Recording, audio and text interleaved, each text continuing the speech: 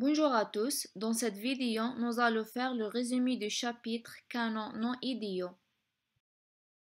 Nous allons commencer par les canons sans fil, après les trajets multiples, ensuite les sources de bruit et on termine par les différents types des interférences. D'abord, dans tous les systèmes de communication sans fil, les canons opérant par les radiations électromagnétiques entre l'émetteur et le récepteur. L'émetteur, par exemple, c'est la station de base et le récepteur, c'est l'utilisateur. Le canal sans fil est généralement dynamique et imprévisible. Donc, puisque les performances des systèmes de transmission sans fil dépendent principalement de l'environnement du canal utilisé, donc la compréhension de ces canons dessine le fondement pour le développement de technologies de transmission sans fil. On peut dire que les canaux sans fil sont l'environnement réel dans lequel l'émetteur et le récepteur opèrent. Ce canal de transmission à évanouissement se caractérise par les variations de le temps et de la fréquence. Alors, l'évanouissement ou bien fading fait référence à la variation temporelle de la puissance du signal reçu induit par des changements de le canal de transmission. Donc, le phénomène d'évanouissement est la variation d'amplitude du signal reçu en fonction du temps et de la fréquence. Le phénomène d'évanouissement peut être classé en deux types, évanouissement à petite échelle ou bien small scale fading et évanouissement à large échelle ou bien large scale fading. Le premier type est la variation rapide du signal, voici ici en bleu, due aux interférences de trajets multiples du signal. Lorsque par exemple le mobile station ici se déplace sur des petites distances. Le deuxième type d'évanouissement, c'est l'évanouissement à large échelle. Il est caractérisé par l'atténuation du signal en fonction de la distance entre l'émetteur et le récepteur. Il est généralement causé par l'atténuation moyenne ou path loss et le phénomène d'ombrage ou bien la zone d'ombrage, c'est le shadowing. Pour path loss ou bien perte de trajet, la puissance du signal reçu est diminuée globalement en fonction de la distance entre l'émetteur et le récepteur.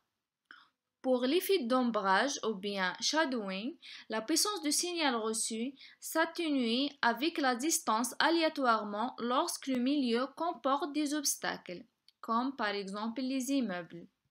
Maintenant, nous allons voir c'est quoi les trajets multiples. Alors, les trajets multiples sont engendrés par les phénomènes physiques propres aux ondes électromagnétiques tels que la réflexion, la diffraction, causées par le milieu de propagation. Donc, le signal reçu au niveau du récepteur, c'est la somme des signaux retardés, réfléchis et diffractés. Voici un autre exemple de trajet multiple entre l'émetteur et le récepteur. Les différents trajets interfèrent toujours au point de réception.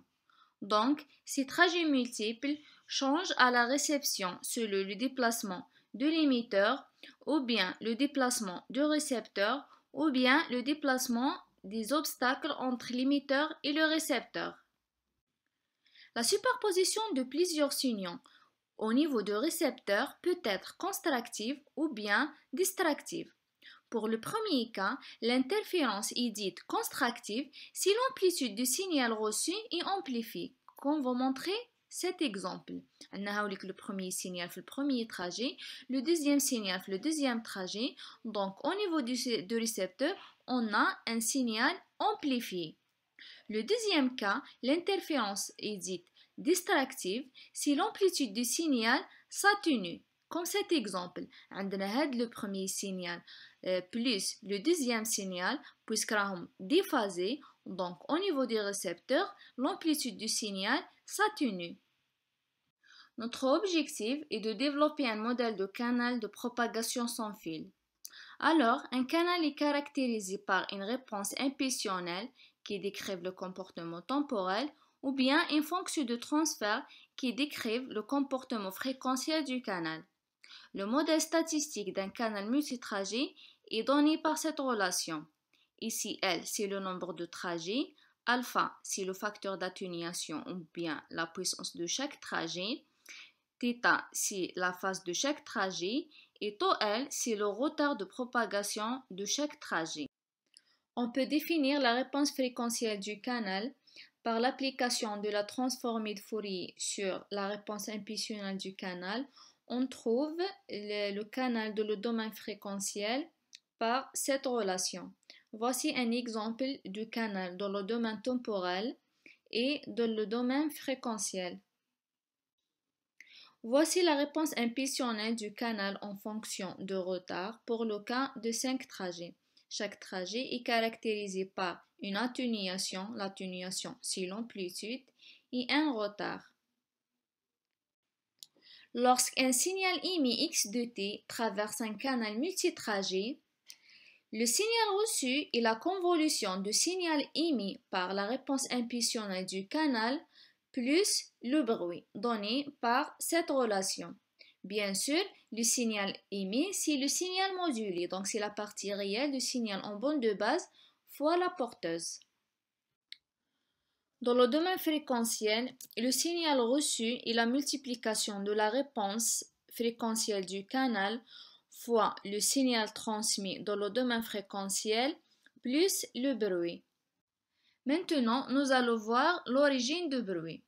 D'abord, le terme bruit est couramment utilisé pour décrire un phénomène de perturbation qui se produit dans les systèmes de communication sans fil et filière.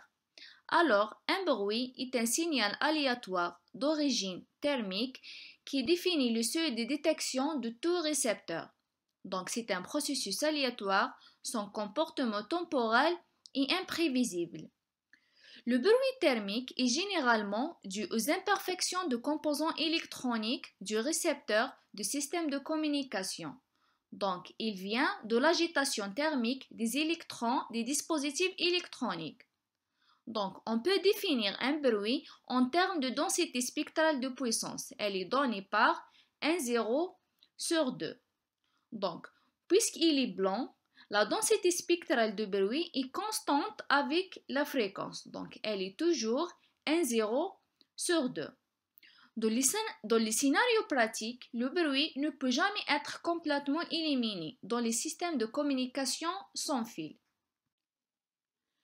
En termes de densité de probabilité, le bruit additif blanc gaussien AWGN est donné par la loi gaussienne de moyenne nulle et de variance sigma au carré.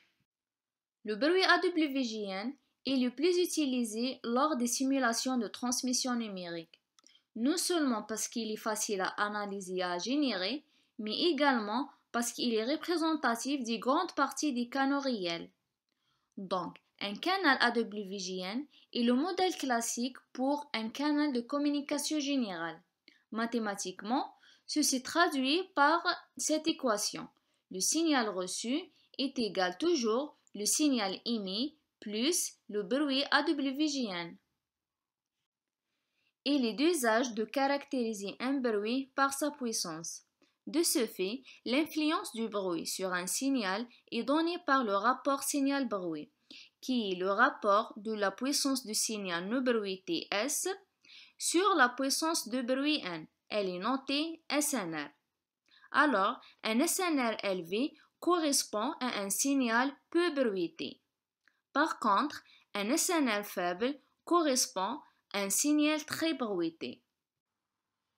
Parmi les problèmes posés dans les systèmes de communication sans fil, les interférences.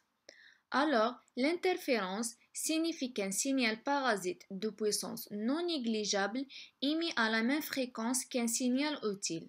Donc, il peut perturber la transmission sur le canal et en dégradant le rapport signal sur bruit ou en introduisant des distorsions. On trouve deux types d'interférences. Interférence entre utilisateurs due à la présence simultanée de plusieurs utilisateurs sur la même fréquence, soit sur des canaux adjacents. Le deuxième type d'interférence, c'est l'interférence entre symboles causée par les trajets multiples. Voici deux exemples des interférences entre utilisateurs. Le premier cas, pour la transmission sur des canaux adjacents, donc c'est-à-dire la largeur de bande adjacente ne respecte pas les contraintes fixées. Le deuxième cas, l'interférence entre utilisateurs due à la présence de plusieurs utilisateurs sur le même canal de transmission. Lorsque des signaux interfèrent se superposent au signal utile et qu'ils ont un niveau de bruit non négligeable par rapport au niveau de bruit, il faudra donc considérer comme le niveau de bruit la somme de puissance de bruit et des signaux interférents, donc N plus E. De ce fait, l'influence de bruit sur le signal utile est donnée par le rapport SINR, Signal to Interference and Noise Ratio, en décibels, c'est 10 log la puissance du signal sur la puissance totale de bruit plus les interférences. Je vous remercie pour votre attention.